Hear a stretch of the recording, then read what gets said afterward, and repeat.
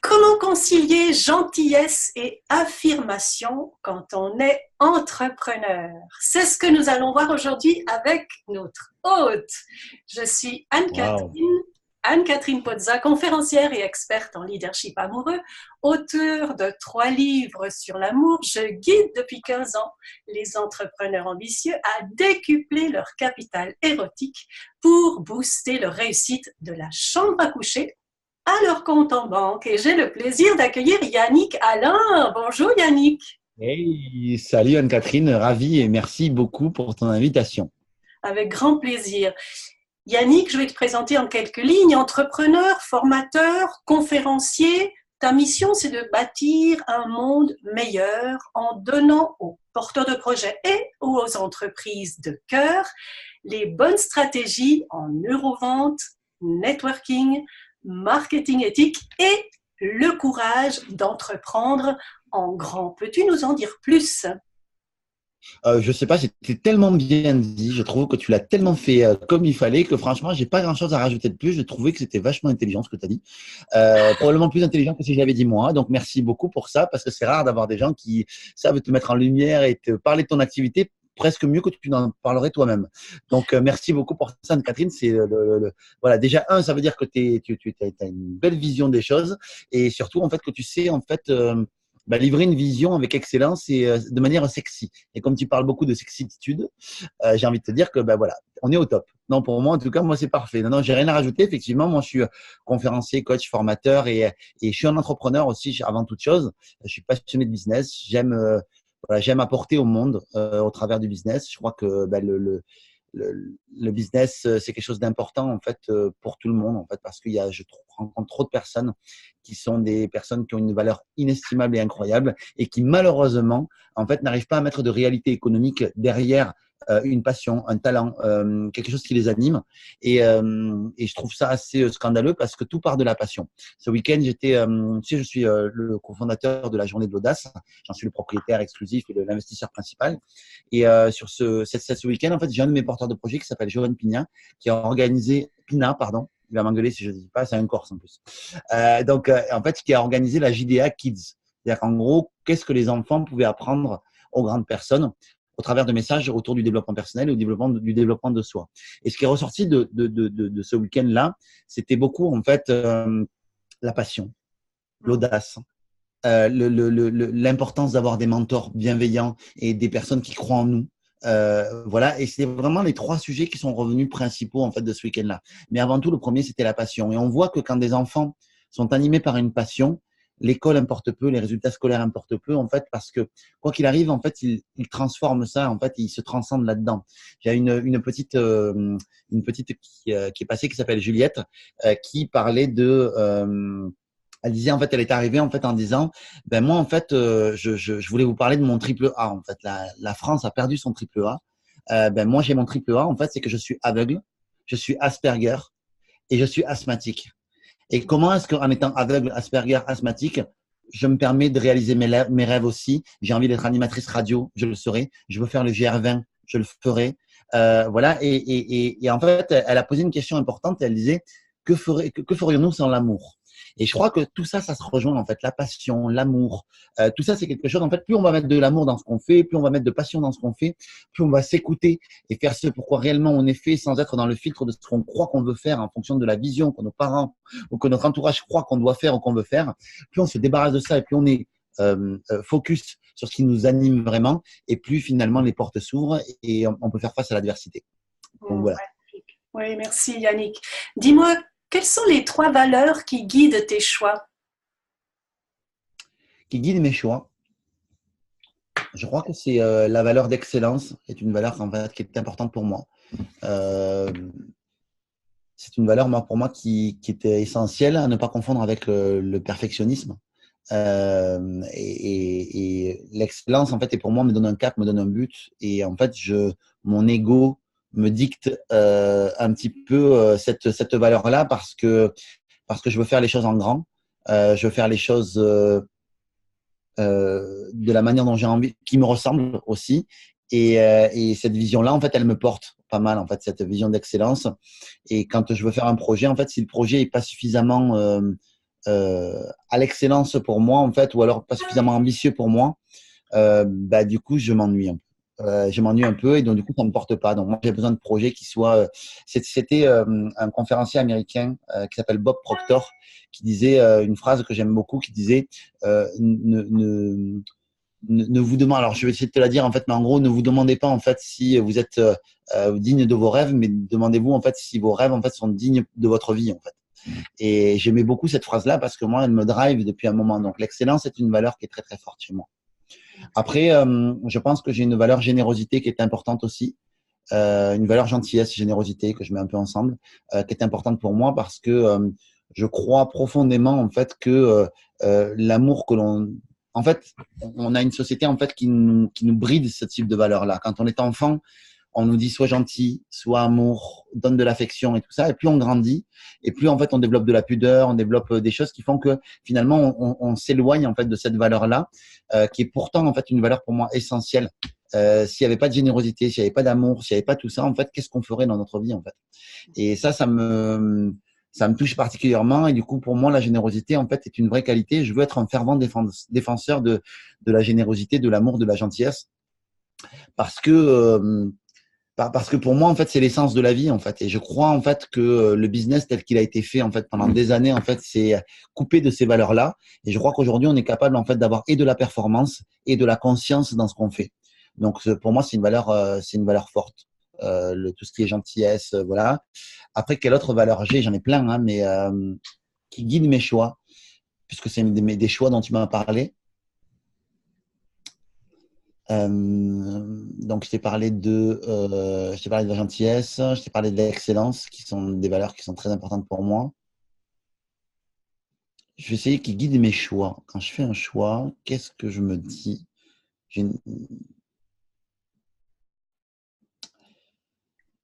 Je crois que une de mes valeurs aussi, c'est d'être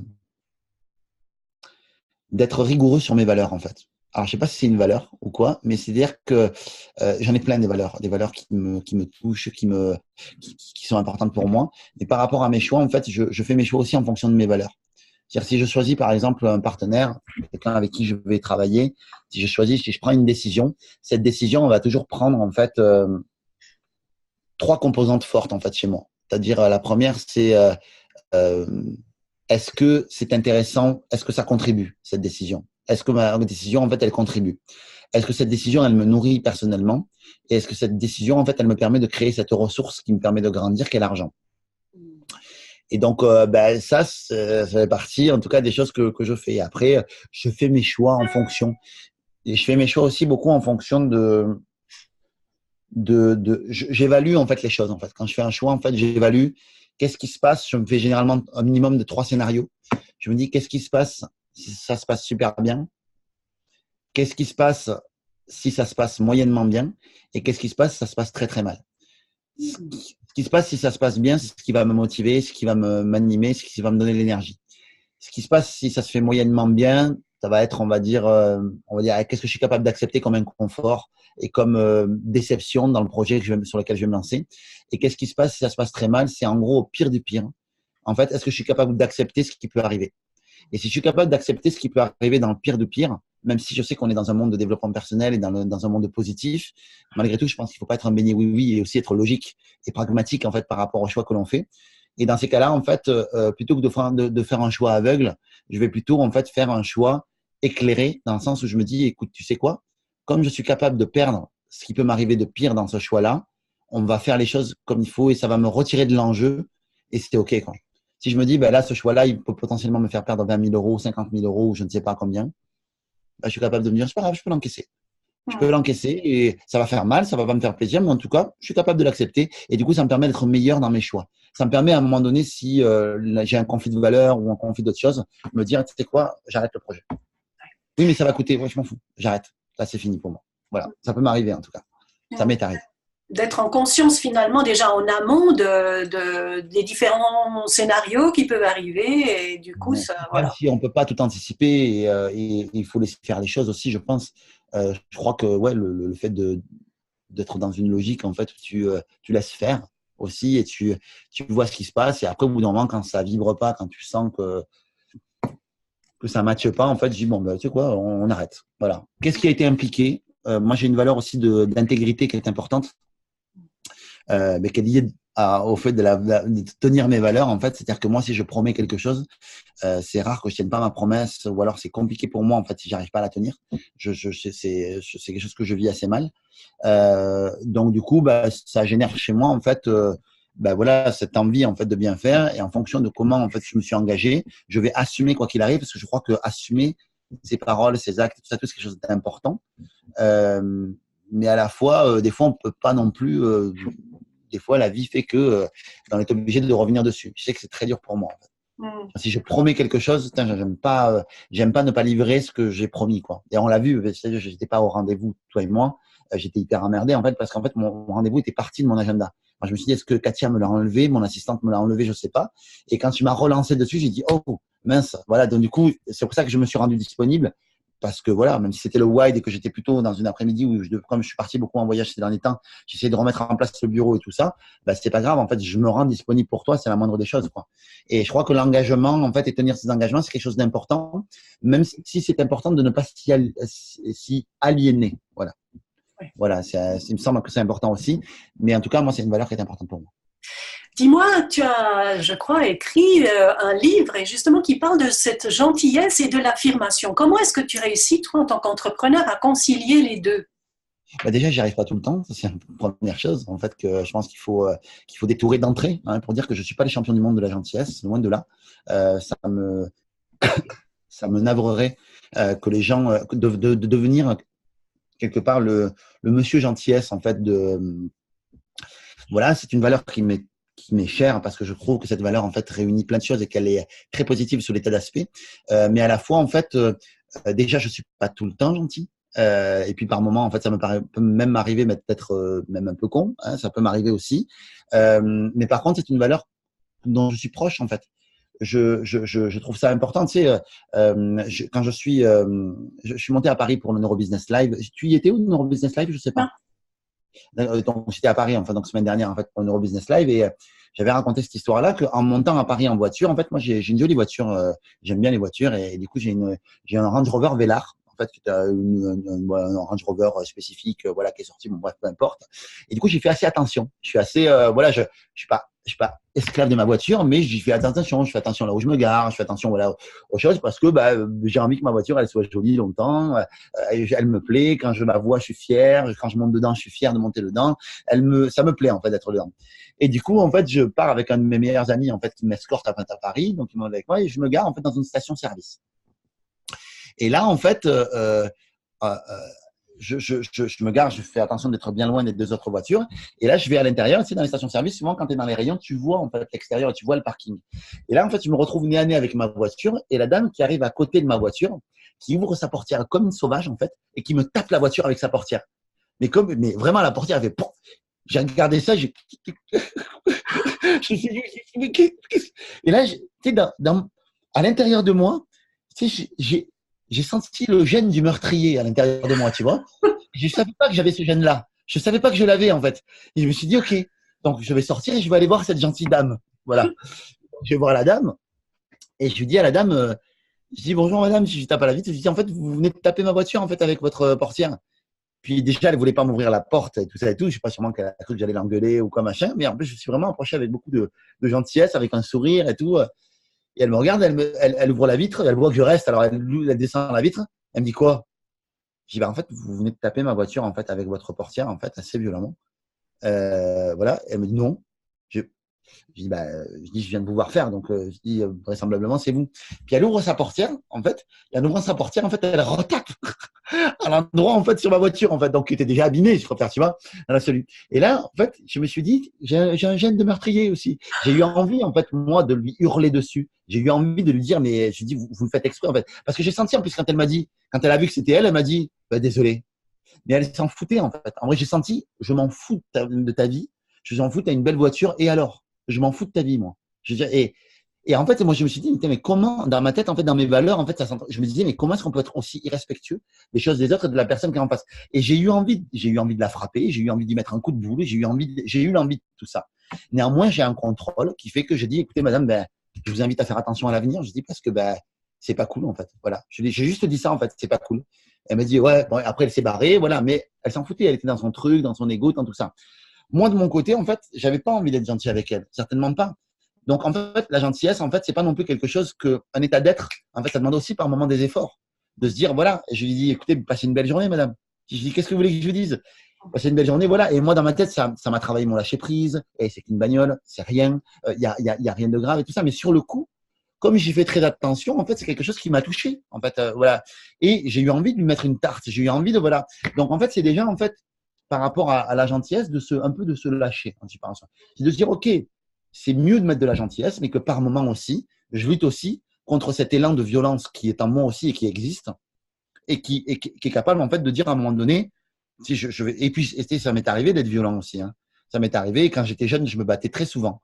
Voilà, je me battais très souvent parce que je supportais pas en fait que quelqu'un essaie de prendre le dessus sur moi ou essaie de me contrôler ou me parle mal ou autre et tout ça machin. Donc mon ego embarquait très souvent et ça m'arrivait très souvent de me battre en fait tout ça et tout. Mais j'ai toujours été un gentil garçon. J'ai toujours en fait poussé cette valeur-là. Par contre, faut pas me chercher quoi. C'est juste ça. Donc en fait, je crois que c'est important en fait d'être dans cette logique en fait de se dire hey, je suis un gentil, c'est vrai. C'est vrai, je suis un gentil. Je porte cette gentillesse, mais par contre, ne confonds pas ma gentillesse avec de la faiblesse. Ne confonds pas ma gentillesse avec un manque d'affirmation de moi, parce que si tu veux me voir en colère, je t'assure que tu vas me voir en colère. Et tu sais, il y a des gens avec qui j'ai collaboré sur Internet, qui sont des gens en fait avec qui je ne collabore plus aujourd'hui, qui ont subi mes foudres. Et je peux dire que ces gens-là, bon, on ne se parle plus, donc fatalement voilà, pourraient te dire en fait, non, Yannick, il n'est pas gentil du tout, il n'est pas cool du tout. Parce que, à un moment donné, moi, quand je sens une injustice, quand je sens qu'il y a quelque chose qui se passe pas bien, ou machin, non. David Lefrançois, qui est un frère, un ami, une personne que j'aime du plus profond de mon cœur et qui est quelqu'un avec qui que je rêvais de rencontrer quand j'ai voulu me lancer dans mes premières affaires, c'est quelqu'un qui est profondément gentil aussi. Mais pareil, faut pas le gonfler.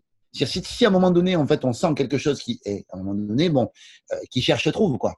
Et donc, je crois que la valeur de gentillesse, en fait, est souvent, en fait, confondue par les gens à se dire, ah, mais je suis un gentil, mais en réalité, donc, du coup, c'est parce que je suis gentil que je ne réussis pas. C'est parce que je suis trop gentil que je ne peux pas faire du business. C'est parce que je suis trop gentil que…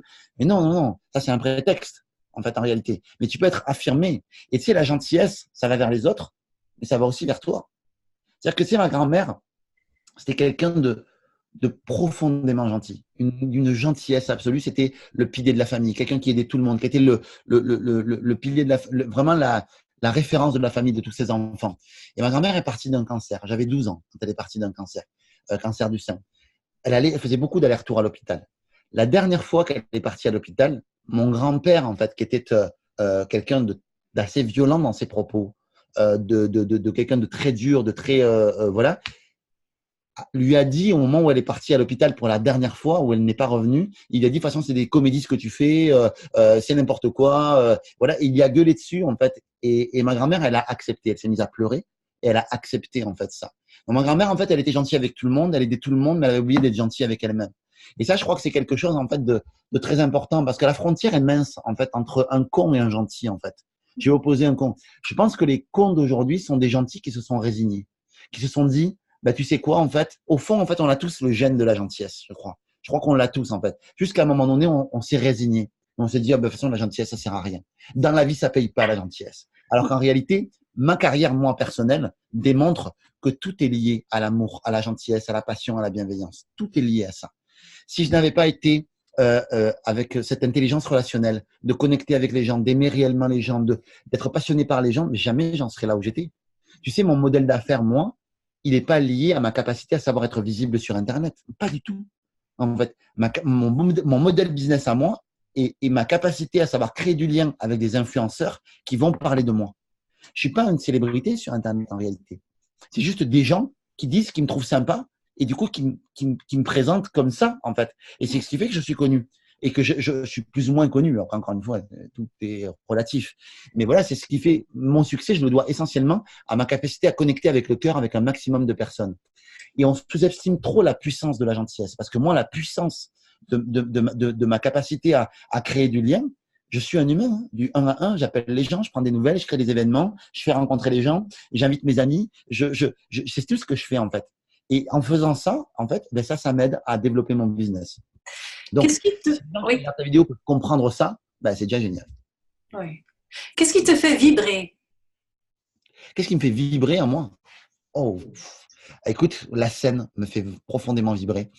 Quand j'ai fait l'événement de la Neurobusiness School la semaine dernière, et que en fait j'étais un peu en retrait. C'était un conférencier qui était sur scène, et ce conférencier est un de mes élèves en fait de la Neurobusiness School. Il s'appelle Jean-Pierre Padou en fait. Et en fait j'ai vu 1200 personnes en fait. Lui sur scène en feu, complètement habité par un message de fou. Euh, un message incroyable de tolérance, de valeur, d'action de faire, de tout ça, et voir les 1000 personnes en fait sauter en l'air en fait, en train d'applaudir et de l'applaudir à lui. Je me suis dit waouh, pour les 1000 personnes qui étaient là, qu'est-ce qu'il envoie? Et je me suis dit waouh, c'est quelqu'un qui a suivi mes cours, c'est quelqu'un qui Jean-Pierre Padou, qui est une merveille humaine, un profond gentil, un être humain merveilleux, qui arrive en fait à faire sa différence, qui arrive à faire une marque dans le monde. Et ça me rend fier, ça me rend heureux, ça me fait vibrer, je crois, Wow. profondément. Et quel est d'après toi… Encore plus que d'être moi sur scène, je crois. Toi aussi, d'accord, ok. Moi, j'adore être sur scène, mais je crois que encore plus que d'être moi sur scène, c'est de voir ça. Waouh. Yes. Et quel est d'après toi le plus gros obstacle que rencontrent les entrepreneurs qui les empêche en fait d'être épanouis à 100% dans leur vie personnelle, affective, sexuelle et professionnelle, comme si pour certains ils devaient faire un choix entre les deux? Bah déjà, je pense que si le fait de faire un choix représente un frein, c'est que on se trompe de choix. Je pense qu'on se trompe de choix parce qu'en fait, en réalité, le choix, on l'a tout le temps sous l'état d'aspect, même si je suis un mauvais exemple dans le sens où moi aussi, par moment, j'ai pu m'oublier, j'ai pu… voilà, mais il faut pas non plus que… tout dépend en fait de ce que ton travail et le moment en fait de… Quand tu montes un business, en fait, faut être l'homme de la situation ou la femme de la situation. À un moment donné, en fait, faut prendre des choses en main, prendre son business en main. C'est sûr que ça demande beaucoup de force, en fait, pour faire démarrer un business. Un business, c'est comme une fusée. C'est 80% de kérosène qui est dépensé pour très peu de résultats. Et une fois qu'on est propulsé, après, il n'y a plus que des ajustements à faire. OK? Mais c'est vrai qu'au début, ça demande beaucoup de résultats pour finalement beaucoup d'efforts pour peu de résultats. Et ça, c'est complexe. Donc, au début, il faut être l'homme de la situation. Maintenant, si ça devient un réflexe, c'est tout le temps travailler, même quand l'entreprise est lancée, c'est important de se poser les vraies questions, de savoir si c'est pas un refuge, finalement, à autre chose. Et s'il n'y a pas quelque chose de plus profond, qu'il faut aller chercher peut-être une fuite de son couple sur quelque chose qui peut-être est quelque chose qui est peut-être plus profond et qui est plus facile en fuite que à affronter. Et à ce moment-là, c'est intéressant en fait de se poser devant et de dire bon, mon business, objectivement, est-ce que le temps que je passe dans mon business là, est-ce que ça me rapporte vraiment? Est-ce que je pourrais passer plus de temps avec ma famille? C'est de se poser ces questions-là et peut-être se poser la question objectivement, réellement, Yannick, pour de vrai, ou peu importe, ou Anne-Catherine, pourquoi est-ce que je suis pas à la maison? Pourquoi est-ce que je veux pas rentrer à la maison? Pourquoi? Aller chercher le pourquoi. Et après savoir si c'est récupérable, pas récupérable, si c'est je sais pas, tu vois, moi je le sais pas, je suis pas dans la tête des gens, mais je crois que c'est important de se poser ce genre de questions-là pour se dire peut-être qu'il y a autre chose et peut-être qu'il faut que j'ai une vraie discussion avec mon conjoint, ma conjointe, pour savoir où est-ce que j'ai envie d'aller, tout simplement, et où est-ce qu'elle a envie d'aller. Est-ce qu'on regarde toujours dans la même direction? Est-ce qu'on regarde peut-être plus dans la même direction? Et dans ces cas-là, essayer de voir comment est-ce qu'on peut ajuster les choses. Et je crois que quoi qu'il en soit aussi, l'amour et la vie personnelle, c'est aussi quelque chose en fait qui se travaille aussi. C'est des efforts aussi. C'est aussi de la volonté aussi. C'est aussi une envie une envie. Après, quand les choses sont cassées, elles sont cassées. Hein. Je dis pas que, mais je crois que euh, il y a quand même beaucoup de place à la réparation aussi dans nos vies. Il y a des fois où on peut plus. Moi, j'en suis l'exemple. Je me suis séparé d'Isabelle il y a 1 an et demi, 1 an et demi, 2 ans maintenant. Et c'est sûr que c'est quelqu'un que j'aime profondément, en qui je crois profondément, qui est une source d'inspiration incroyable. Mais à un moment donné, je n'y étais plus. Mes sentiments n'étaient plus là. C'était voilà, mes sentiments je l'aimerais toujours, mais mes sentiments amoureux étaient plus là. Et je crois qu'à un moment donné, il faut savoir aussi dire c'est moi je peux plus quoi. Moi de mon côté, je peux plus, tout simplement. Et je crois que ça c'est important d'avoir cette gentillesse envers soi-même aussi. Parce que c'est aussi de la gentillesse, ça. Savoir aussi, à un moment donné, dire hey, moi, ça y est, c'est mon bout de chemin, il est fini. Et savoir regarder le truc et dire bon, J'ai monté une échelle qui n'était pas sur le bon mur. Ça m'a fait plaisir de la gravir. J'ai vécu des choses extraordinaires, mais je sais que c'est pas la bonne échelle qui va m'amener là où j'ai envie d'aller. Donc, je vais descendre et puis je vais choisir un autre mur. Peut-être que ce sera pas le bon non plus. Mais en tout cas, je vais continuer à chercher et le temps passera pas. Sinon, si je sais que je suis sur le bon mur, sur le mauvais mur et que je continue à monter, bah, c'est un peu bête en fait. Tu vois, c'est de se dire, bah, peut-être que, tu vois, peut-être, peut-être que ça prend de la lucidité aussi, de se dire, est-ce que à la fin de ma vie, en fait, j'aurais envie de dire, c'était génial. Je savais que j'étais pas sur le bon mur, mais j'ai continué à monter. C'est pas ma conception des choses, en tout cas. Rien ne résiste à l'amour. Comment est-ce que cette phrase s'inscrit-elle dans ton parcours? Quel événement spécifique t'a fait écrire ces mots parce qu'ils sont de toi? Oui, ben, alors, je sais pas, peut-être qu'un jour quelqu'un d'autre l'aura trouvé ou quoi. En tout cas, celle-là, moi, de ma connaissance, elle est de moi. Rien ne résiste à la gentillesse, rien ne résiste à l'amour. Pour moi, je crois qu'il y a plusieurs types de gentillesse. En fait, je crois que il y a, il y a une gentillesse en fait qui est profondément altruiste, comme l'était ma grand-mère, je pense. Et cette gentillesse-là, en fait, qui distille de l'amour, en fait, pour moi, en fait, elle est à ne pas confondre avec la notion de sacrifice. C'est que souvent, on voit la gentillesse comme un sacrifice. Et en fait, je veux vraiment dire aux gens, en fait, que pour moi, la gentillesse n'est pas du tout un sacrifice. La gentillesse, le vrai altruisme, en fait, au contraire, c'est un don. Tu sèmes, en fait, des graines de gentillesse qui fait que les gens, par moment, vont la récupérer. Des gens, non, hein, vont la récupérer, vont ressemer ça. Donc, pour moi, tu rends le monde meilleur quand tu es là-dedans, en fait. Donc, quand tu donnes de l'amour, pour moi, en fait, quand tu distribues, que tu sèmes de l'amour, en fait, en réalité, au bout d'un moment, tu as toujours des fleurs d'amour qui vont pousser peut-être pas assez pour toi parce que le terrain n'est pas assez fertile, mais tu en as toujours qui vont pousser. Peut-être que tu seras pas au courant que la fleur elle a poussé, mais elle a poussé. Et peut-être que cette fleur-là, elle va refaire pousser d'autres fleurs. Et c'est ça, en fait, pour moi, le rien ne résiste à l'amour. Après, tu as une autre type de gentillesse, c'est la gentillesse que je dirais imposée. Et ça peut m'arriver, moi, de le faire. Ça peut m'arriver, en fait, d'imposer l'amour, un peu à Amélie Poulain. C'est-à-dire que des fois, je vais arriver dans un bar ou bon, je vais jamais dans des bars, mais par exemple dans un restaurant. Et donc, du coup, je vais dans un restaurant et par exemple, le serveur est pas cool. Et des fois, mon premier réflexe, ça va être de s'énerver, de m'énerver, en fait. De me dire, oh, je paye pas, en fait, un service pour me faire parler comme un chien, quoi. Tu sais, donc, voilà, surtout à Paris. Je suis très habitué à Paris. C'est vrai qu'il y a quelque chose à Paris. Je sais pas d'où tu es, Anne-Catherine, mais à Paris, il y a quelque chose avec, voilà.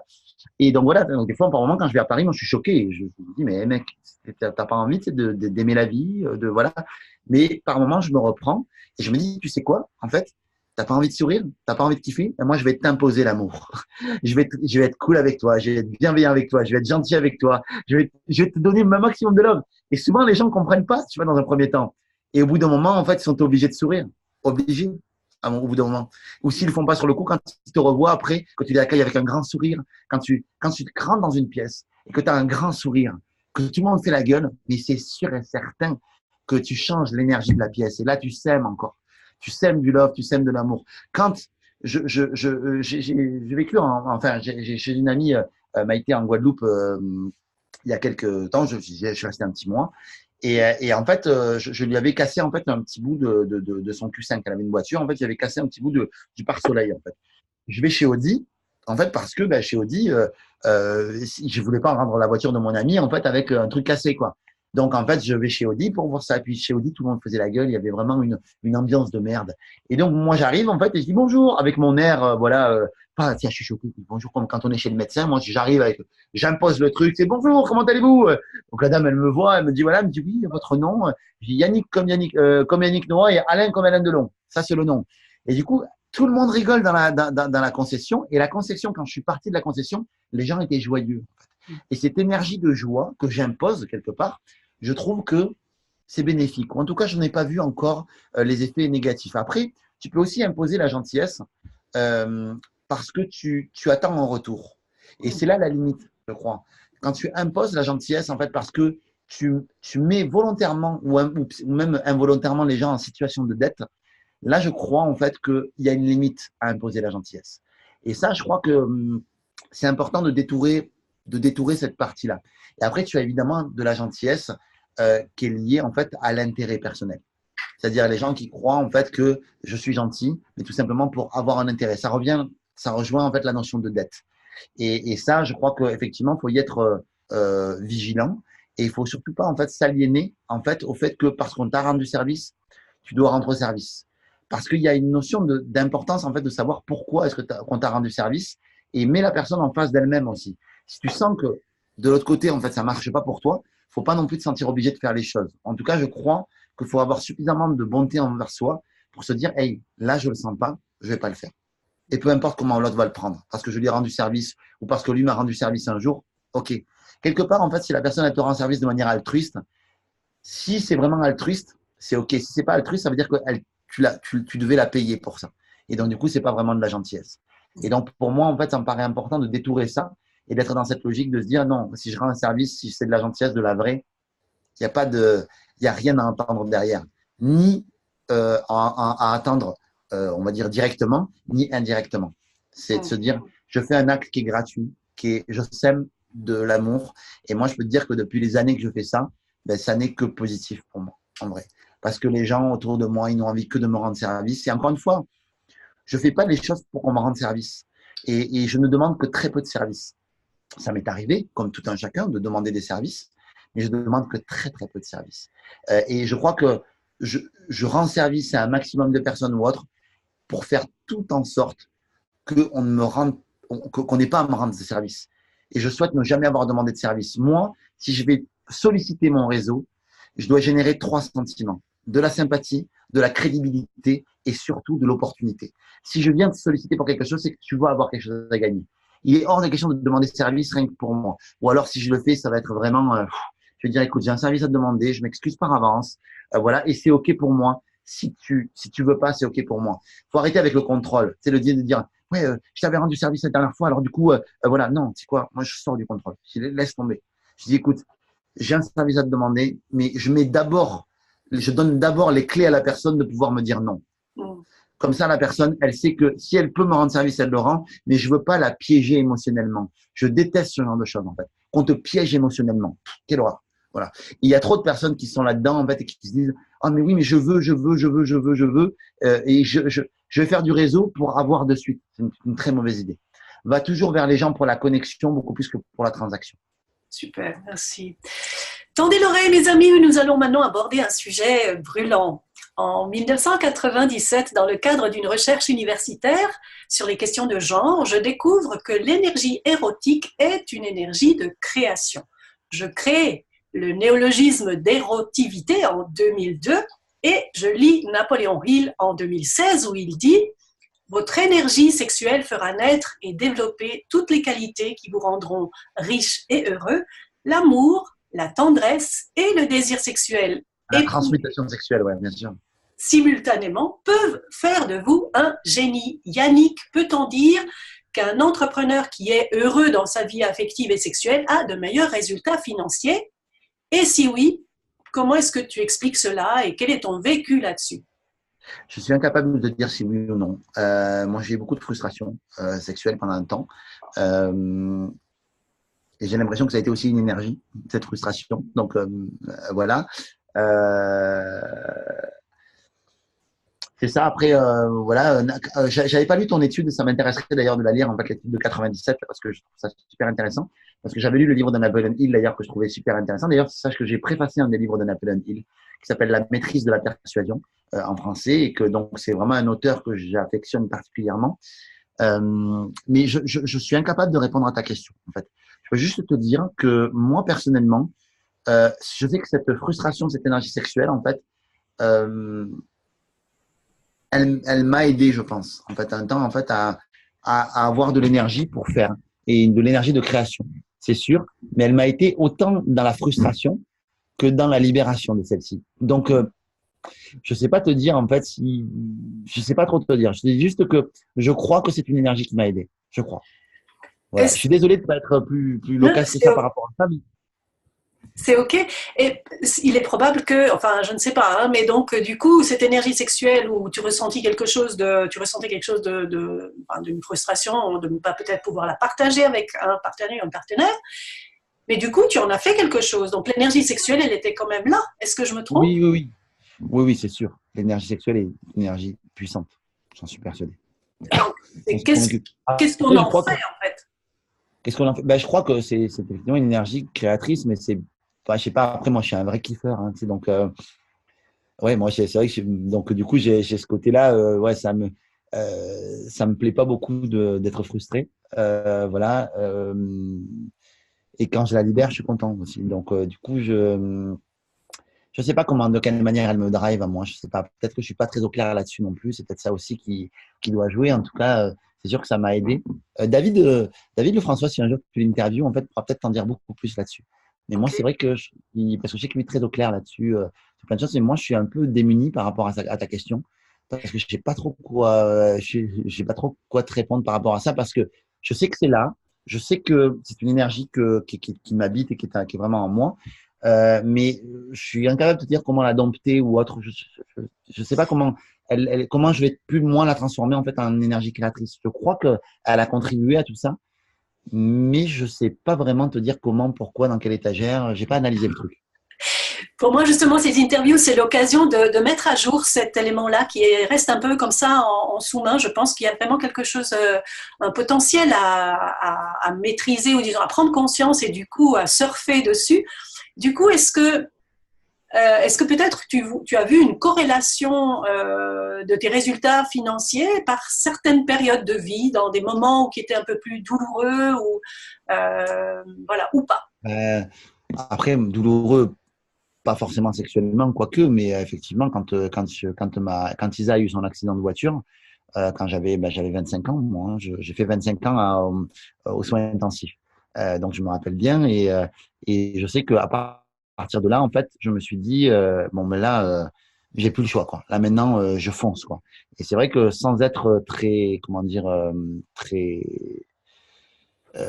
bah, comblé en fait à ce niveau-là, en fait, ça m'a permis en fait de déplacer des montagnes. Mais est-ce que c'est une énergie sexuelle ou est-ce que c'est l'amour que j'avais pour Isa et cette envie de s'en sortir et d'en avoir marre de galérer qui m'a poussé je sais pas trop.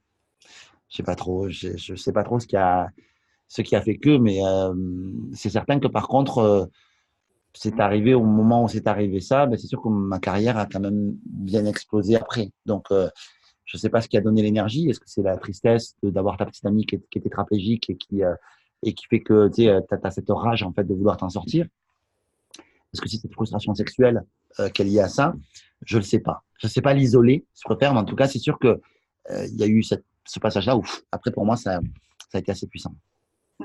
Et plus récemment dans ta vie, donc la dernière année, est-ce que tu as vu quelque chose par rapport à ce que tu vis sentimentalement ou pas, les observations? Oui, oui, oui, j'ai senti que le fait de me poser sentimentalement, en fait, j'étais très, quand j'étais en fait plus frustré, t'es beaucoup plus, comme t'es plus en demande, quelque part, t'es,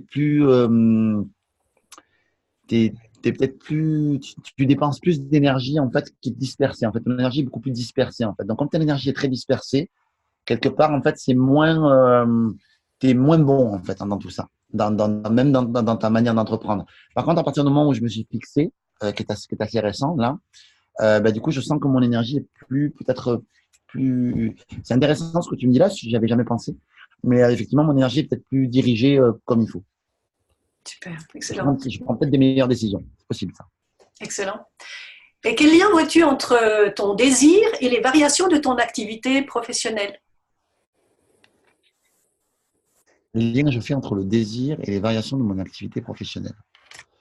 Mon lien entre le désir et, Les résultats financiers de ton activité, peut-être? le désir sexuel, tu parles? Oui. Désir de vie, ça peut être aussi une énergie qui est voilà, la niaque, tu vois, cet enthousiasme. Oui. Ouais, ouais, ouais, l'enthousiasme, je pense que ça joue beaucoup. Voilà. Après, il y a un côté peut-être aussi de séduction, autant avec les hommes qu'avec les femmes, en fait, que peut-être qui se met en place quand t'es au clair avec cette énergie sexuelle. En fait, je suis quand même assez au clair là-dessus, quand même, hein, mais je demande des choses comme tout un développement à faire, en fait, là-dessus, mais je suis assez épanoui là-dessus, en fait, et c'est vrai que peut-être qu'effectivement, quand tu es au clair et quand tu es aligné, quand tu es en couple, que c'est plus précis pour toi, ben, probablement que ça te permet en fait d'être plus séduisant justement peut-être et plus autant avec les hommes qu'avec les femmes. Donc, quand tu as un truc à vendre ou une conférence à faire, ouais, il y a peut-être un côté plus sexy qui émane de toi et que, du coup, qui fait que ça attire les gens vers toi. Pas forcément sexuellement parlant, mais en tout cas, peut-être que tu deviens plus un aimant à relation, peut-être. Super. Et à argent, du coup. Et oui, c'est ça. C'est un lien avec le magnétisme, effectivement. Oui, oui, tout à fait. Notre capacité à attirer, en fait. Pour terminer, quelle pépite as-tu envie de transmettre aujourd'hui aux entrepreneurs et leaders pour les aider à booster leur réussite sexuelle, affective et professionnelle? Quelle pépite? Pépite, c'est ça que tu m'as dit. Pépite, ouais. Alors, je ne sais pas si ce sera une pépite ou autre, il faut que j'y réfléchisse, mais je dirais, par rapport à leur. Je dirais peut-être de, de, de mettre de l'amour, en fait, dans tout ce qu'ils font, en fait. Que ce soit l'amour quand ils font l'amour à leur femme ou quand elles font l'amour à leur mari. De mettre du don, de mettre de la passion, en fait, dans tout ce que vous entreprenez, en fait. Dans tout ce que vous entreprenez, mettez de la passion, mettez de l'amour, mettez du love, en fait, dans tout ça. Mettez de la joie dans tout ça. Et la vie est tellement plus belle avec ça, en fait. Et le bonheur, en fait, on est d'accord sur le fait que la chance et le bonheur, ça n'existe pas. C'est juste la représentation que tu te fais de ta vie. Parce que quand tu analyses, en fait, les vies de tout un chacun, et j'en fais partie, on est tous pleins de challenges, on est tous pleins d'épreuves, on est tous pleins de choses qui nous sont arrivées et on a tous eu beaucoup, beaucoup d'épreuves. Le seul truc, c'est est-ce que tu décides de te focaliser sur l'épreuve ou est-ce que tu décides de te focaliser sur la sortie et sur l'amour, sur le love, sur tout ça. Dans tout ce qui est énergie positive, en fait, je dirais allez-y à fond dedans. Donc, amour, gentillesse, passion, joie, c'est cool. Super, merci. Et pour terminer, quelle est l'actualité que tu as envie de partager avec nos auditeurs et savoir où est-ce qu'on te retrouve? Si vous cherchez sur Internet, tapez Yannick Alain, vous devriez me trouver normalement. La Neuro Business School, la journée de l'audace. Les gentils méritent aussi de réussir. Ce sont des choses que vous pourrez retrouver sur mon site internet yannickalain.com. Rien de plus à dire par rapport à ça, si ce n'est que merci pour ce bon moment passé avec toi. Je crois que j'ai pas nécessairement quelque chose à vendre en ce moment, en tout cas pas plus que d'habitude. Voilà, donc j'ai envie de dire si mon message vous plaît, si vous trouvez intéressant ce que je fais, suivez-moi sur les réseaux, que ce soit Instagram, que ce soit Facebook, que ce soit YouTube, peu importe. Et si vous trouvez de la valeur dans ce que je fais, et puis après peut-être vous deviendrez des clients, peut-être pas, quoi qu'il en soit, c'est hyper ok pour moi. Donc voilà, je veux pas faire de surpromo, sincèrement. Je me dis si les gens tombent sur ta vidéo et qu'ils la trouvent cool, c'est top. Et si jamais ils la trouvent pas cool, ne faites rien, c'est bien. C'est bien aussi. Sinon, partagez-la, suivez-moi sur la chaîne d'Anne-Catherine Pozza. Si ça fait sens pour vous, naturellement, vous voudrez la partager. Donc, j'espère. Voilà. La journée de l'audace, la prochaine, c'est quand et où? Tu sais déjà? Je pense que je la ferai en 2020. J'ai décidé de pas en faire à Toulouse cette année. Mais par contre, j'ai plein de porteurs de projets qui travaillent avec moi, comme Johan Pina qui en fait une en Corse, comme Cécile qui en fait une au Québec, comme Sonia Chardonnay qui en fait une en Suisse. Donc, on a plein de journées d'audace qui se dessinent et donc ça, c'est plutôt cool. Ouais, c'est plutôt top. Il y en a une en Corse en novembre, une en Suisse en septembre, je crois. Enfin, il y a beaucoup, beaucoup, beaucoup, beaucoup de journées d'audace qui vont se faire. Neuro Business School, ça se relance, je pense, à 99% en novembre. On prend la décision en juin avec mon gâté, mais normalement, on la relance cette année. On voulait la relancer en 2020 par rapport au fait que maintenant, on coach chaque personne qui rentre dans la Neuro Business School. Donc, il y a tout un cheminement à faire là-dessus et c'était une vraie gestion pour nous. Je me demandais si j'aurais l'énergie de relancer et vraisemblablement oui, donc on va le refaire. Voilà, je pense qu'on va le refaire. Il faut juste qu'on cale les choses avec le gâté. Et voilà, c'est tout. Super. Extra, merci infiniment. Le livre sortira le jour de la journée de la gentillesse, le 13 novembre. 13 novembre, mes amis, retenez cette date, suivez les liens. Très bien. Yannick, un tout grand merci et puis à tout bientôt. Et merci beaucoup pour ton accueil, déjà d'un. Merci pour ça, ça me touche profondément. Je suis tellement désolé de t'avoir planté tout à l'heure. Voilà, vraiment désolé pour ça. Je t'embrasse fort et merci pour ce que tu fais parce que c'est vraiment génial ce que tu proposes. Merci, à tout bientôt. Salut ma belle. Bye.